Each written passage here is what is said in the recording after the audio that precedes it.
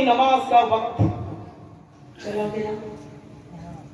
آپ چھوڑ نہیں سکتے تھے, صحابہ کرام کو بھی چھوڑنے کا حکم نہیں دے سکتے تھے. جنگوں میں بھی صحابہ نے نمازیں پڑھی ہیں, لیکن غزوہ احزاب ایسی جنگ تھی جہاں اتنی مصروفیت بڑھ گئی کہ نہ اللہ کے نبی عصر کی نماز پڑھ سکے نہ صحابہ, اور عصر کی نماز کا اصلی وقت نکل گیا. سورج غروب ہونے والا تھا, سورج ڈوبنے والا تھا. اس وقت جنگ ختم ہو جاتی ہے. آپ نے فوراً تیمم کیا اور سورج کے غروب ہونے سے پہلے عصر کی نماز پڑھ لی. پتہ نہیں وہ کون سے لوگ تھے جو کہتے تھے فلاں نے کہہ دیا سورج رک جا تو سورج رک گیا. وہ کون سے بھیا وہ لوگ؟ اللہ کے نبی تو عصر کی نماز کا وقت نکل گیا.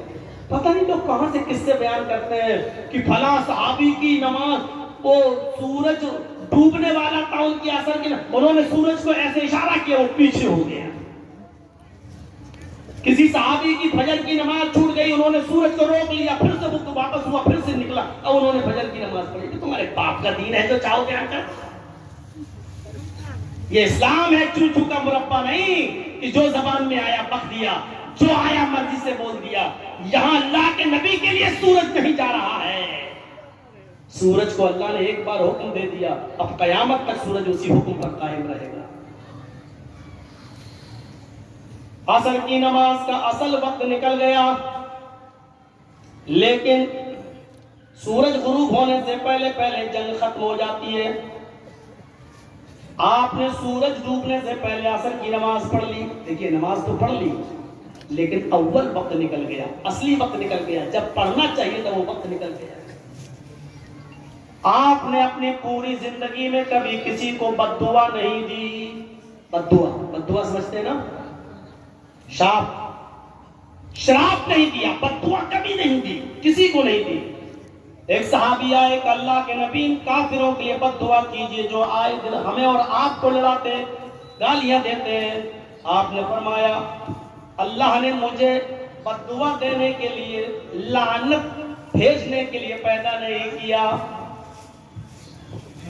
انما بعثت لاتمم مکارم الاخلاق, مجھے تو اللہ نے اخلاق کی تعلیم دینے کے لیے پیدا کیا ہے.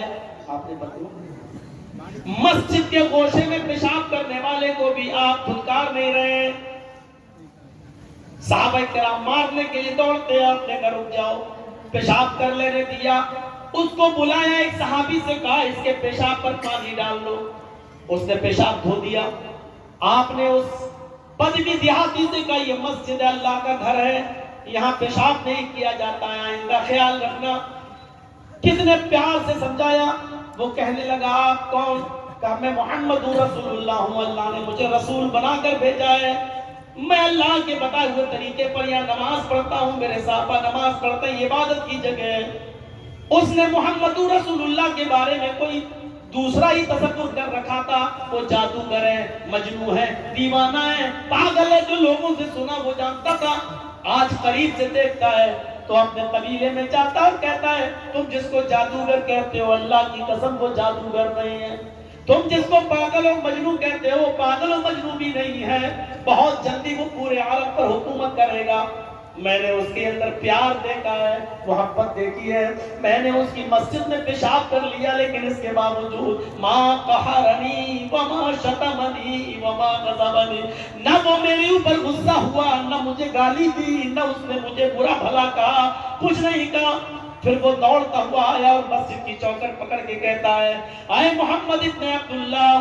آپ نے کہا کیا ہوا؟ میں نے تو تمہیں چھوڑ دیا, تم نے پیشاب کیا مسجد میں, کیا میرے کسی صحابی نے تمہیں پریشان کیا؟ میں نے تمہیں معاف کیا, تو کیا تمہیں کسی مسلمان نے ستایا؟ اس نے کہا نہیں. اب پھر کیوں آئے ہو؟ جب آپ دیا, آپ نے اتنے پیار سے سمجھایا, آج میں نے اتنے قریب سے آپ کا چہرہ دیکھا, اس لیے دل نے گواہی دے دی کہ یہ چہرہ کسی جھوٹے کا چہرہ نہیں ہو سکتا ہے. میں فلاں فلاں بستی کا سردار ہوں, لیکن آج آپ کے قدموں پہ آیا ہوں, کلمہ پڑھ رہا ہوں, آپ کی غلامی کرنے کے لیے چلا آیا. اشہد ان لا الہ الا اللہ واشہد ان محمدا عبدہ ورسولہ. کلمہ پڑھ کر اسلام لے آیا، آپ نے اس کو بھی بد دعا نہیں دی۔ طائف میں آپ گئے، اتنا مارا ان لوگوں نے، طائف میں نبی اکرم کو کہ سر پھوٹ گیا، خون گرا پیروں پر، جوتے جم گئے، بے ہوش ہو گئے۔ جب ہوش آیا تو فرشتوں نے کہا کہو تو ان طائف والوں کو دو پہاڑیوں کے بیچ میں ہم کچل دیں، پیس دیں۔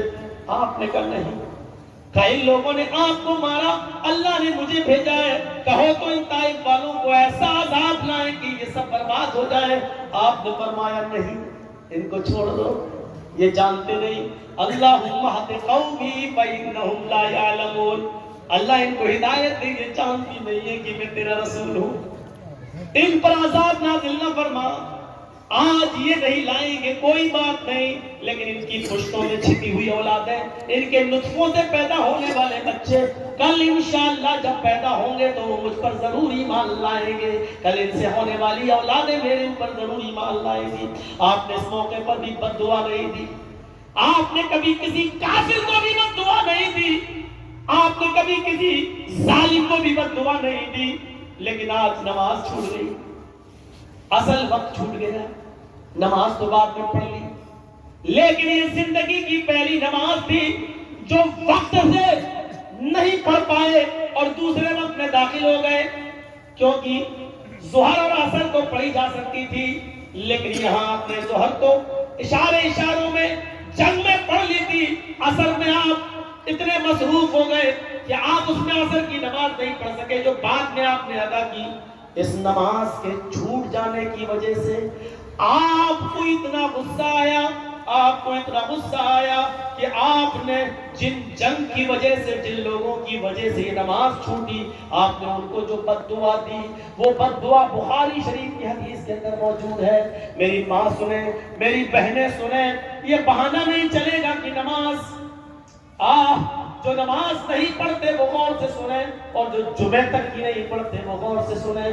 حضرت محمد رسول اللہ نے جو عصر کی ایک وقت کی نماز چھوٹ گئی، جو نہیں پڑھ سکے، جو سورج ڈوبنے سے پہلے آپ نے پڑھ لی لیکن اصل وقت میں نہیں پڑھ سکے، جن کی وجہ سے یہ نماز چھوٹی، ان کو کیا بد دعا دی۔